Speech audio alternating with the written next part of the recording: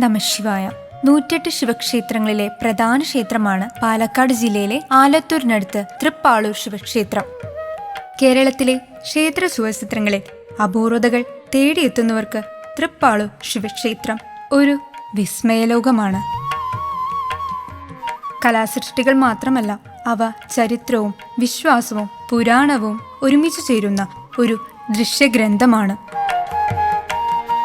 ഈ ചുവർചിത്രങ്ങളുടെ മുമ്പിൽ നിൽക്കുമ്പോൾ ആദ്യം കാണുന്നത് കാശിയുടെ ദൃശ്യങ്ങളാണ്.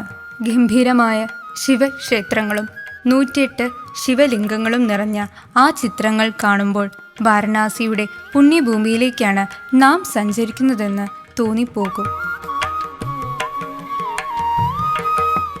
എന്നാൽ ചിത്രത്തിന്റെ അടുത്ത ഭാഗത്തേക്ക് കടക്കുമ്പോൾ നമ്മെ കാത്തിരിക്കുന്നത് അതിലും വലിയൊരു അത്ഭുതമാണ്.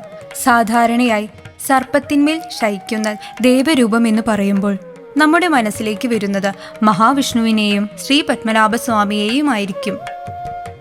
എന്നാൽ ഇവിടെ കാണുന്നത് വാസുകിയുടെ മേൽ ശയിക്കുന്ന മഹാദേവനെയാണ്. വാസുകീശയനം എന്നറിയപ്പെടുന്ന ഈ അപൂർവ ദൃശ്യത്തിൽ വാസുകിയുടെ മേൽ വിശ്രമിക്കുന്ന ശിവനും അദ്ദേഹത്തിന്റെ പാദങ്ങൾ മടിയിൽ വെച്ചിരിക്കുന്ന ഉമാദേവിയെയും കാണാം.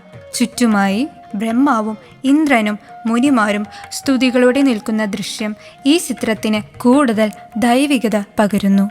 ഇന്ദ്രന്റെ രൂപവും ഇവിടെ ശ്രദ്ധേയമാണ്. പുരാണങ്ങളിൽ പറയുന്ന ശാപബലമായി ശരീരമാകെ കണ്ണുകളുള്ള ഇന്ദ്രന്റെ രൂപം ചിത്രകാരൻ അതീവ സൂക്ഷ്മതയോടെ വരച്ചിരിക്കുന്നു. ഈ ചുവർ ചിത്രത്തിന്റെ മുകൾ ഭാഗത്ത് പഴയ മലയാളത്തിൽ എഴുതിയ ഒരു കുറിപ്പ് കാണാം. അതിൽ ചിത്രകാരൻ വിനയപൂർവ്വം പറയുന്നത് പിഴയുണ്ടെങ്കിൽ സജ്ജനം ക്ഷമിക്കുക എന്നാണ്.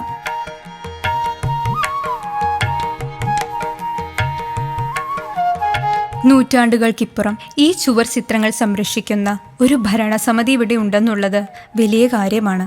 അതുകൊണ്ട് തന്നെ തൃപ്പാളൂർ ശിവക്ഷേത്രത്തിലെ ഈ ചുവർ ചിത്രങ്ങൾ ഒരു കലാസൃഷ്ടി മാത്രമല്ല, അവ ചരിത്രത്തിലേക്കുള്ള ഒരു സംഭാവന കൂടിയാണ്.